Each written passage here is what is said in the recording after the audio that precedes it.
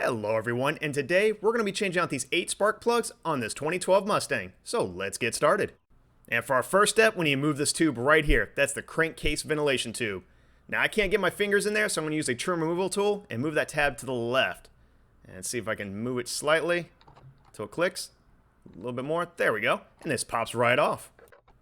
And with the tube out of the way, now we can go ahead and remove the ignition coil cover, and it pries right up. So let's see if I can do it without dropping it.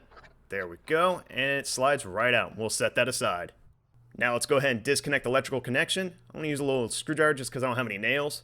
And I'm going to press into that one black tab right there. So once it presses in, you'll hear a little snap, and then you can lift up on the connector.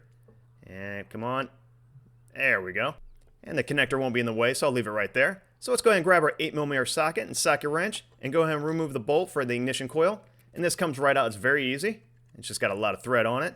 And come on, come on. A little bit more, and there we go. So now the ignition coil should lift right out, so I'm going to get my fingers around it and give it a slight twist while pulling outward. And it came out very easily. That's a great sign. Do a quick inspection. Looks pretty good. So now let's take a look at the spark plug well itself. Looking down there, it looks like it's pretty good. You can see the spark plug right at the bottom, and I don't see any really dirt or debris in there. That's a great sign. So far, so good. Now, just to be on the safe side, though, we are going to clean out the well itself using a little bit of compressed air. I have a can, but for those of you who have an air compressor at home, you're more than welcome to use that, and you just want to get all the dust out of the well before you remove the spark plug. So, just to keep you on the loop, there's going to be 2 extensions I'm going to be using, a 150mm extension, as well as a 250mm extension, so those will be 2 I'll be using. So now let me go ahead and grab my 5/8 spark plug socket, as well as my 250mm extension with a socket wrench. We'll go ahead and insert that right in the well. And go as slow and gently as you can. You don't want to scratch anything up. Put it in reverse, and we'll go ahead and loosen this right up. And it's not that tight. You just got to give it a little bit of oomph. And it looks like it's loosening up. Let's bring it out. And, yep, looks pretty good. Actually, doesn't look too shabby at all. And let's go ahead and compare it to a brand new one. Now, these new ones are gapped to 0.051 inches. That's great because it's within spec of the service manual. Now, for this next part, this is not required at all. I'm just doing this out of mere curiosity. I want to take my bore scope and take a look at this cylinder. Now, just FYI, this engine does have a little over 100,000 miles on it, so we're just going to take a look at the condition just to see how it looks. Now, taking a look at the inside, it actually doesn't look bad. It's what we expected with a 100,000 mile vehicle. And yeah, you can see some carbon buildup, but overall, not too bad. But I just wanted to share this information just for those viewers at home who are just curious to see how it looks.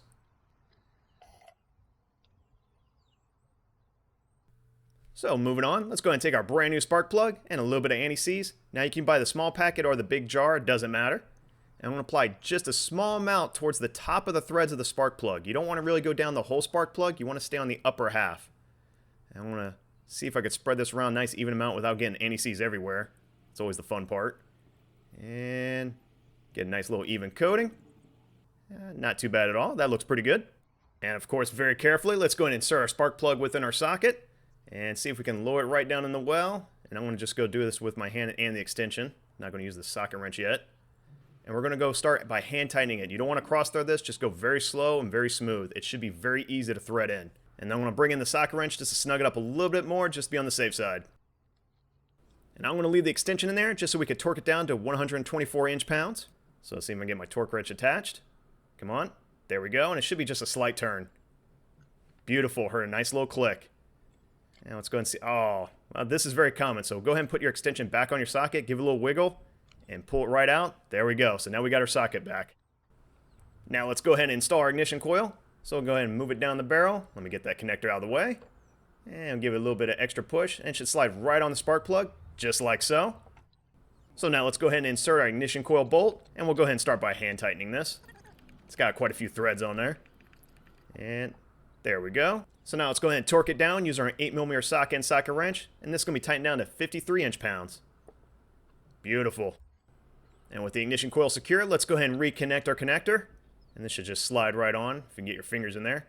So press it right down till it clicks, and then press that red switch down. Beautiful. Now it's locked in. And for those hard-to-reach places, we did use the 150mm extension, for example, right on the strut tower brace. And see if I can get my hands in there just so I can break this loose just to show you. So this might be the knuckle buster area. Let's see. Ah, there we go. Got it.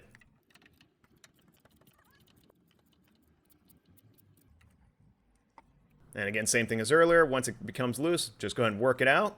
And that spark plug came right out. We'll do the same process as earlier. Add your anti-seize and dielectric. Insert it in by hand until it's nice and tight. Go ahead and torque it down. Beautiful. And we're going to repeat the same steps on the rest of the spark plugs on the driver's side, which is number 7 and 8. And we'll go ahead and reinstall the cover. So let's see if I can slide this in without making too much of a hassle. Move all these hoses and tubes out of the way. And then it lines right up, and all you have to do is press it right down until it snaps in. And we'll just give it a few more pushes just to be on the safe side. Now let's go ahead and install our crankcase ventilation tube, and this snaps right in. And you always want to give it a pull just to make sure it's secure. So I'm going to bring my camera around so you can show you. So right there, I'm giving it a little tug. It is secure, and it looks like the cover's secure as well. That's perfect. Now let's work our way to the passenger side. We're going to do the same thing, but we're going to disconnect our PCV tube. Now this one's a little easier to get to.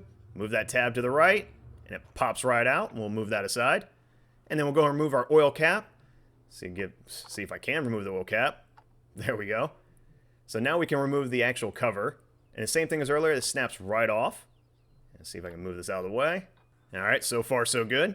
And I'm going to go ahead and reinstall the oil cap. You don't have to. I'm just doing it so I don't get any dirt or debris within the oil. And for spark plugs 1 through 3, it's the same process as we did on the passenger side. So just follow these exact same steps and you'll have an easy time with that. So that's going to be no problem at all. The only catch is in the back here, number 4. Now right here, we're trying to get the spark plug out. So let's see if I can get it out a little bit. Alright, so right now it looks like I have the battery and the battery cables in the way. So we'll go ahead and loosen up the battery hold down clamp. And this is again, 8mm socket wrench. And I'm not even going to disconnect the battery. I'm just going to go ahead and move it to the side just to get it out the way. And we're just going to inchworm it. Now let's see if we can get the spark plug out. And perfect, got that out very easily. And follow the same process, we'll go ahead and install that spark plug as well. And now we can start putting everything back together. So let's go ahead and take out that oil cap that we put back on. Go ahead and install the cover and see if I can slide it right in. And come on. I'm trying to do this with the camera in front of me, so I'm trying not to knock it over. And push that cover down. Reinstall our oil cap. Beautiful. And now we can reconnect our PCV tube, and that just snaps right in. And lastly, let's go and inchworm our battery back in place, and go ahead and tighten it down using our 8mm socket and socket wrench to 71 inch-pounds. Perfect. Nice and snug. And of course, after every job, let's go ahead and do a test run.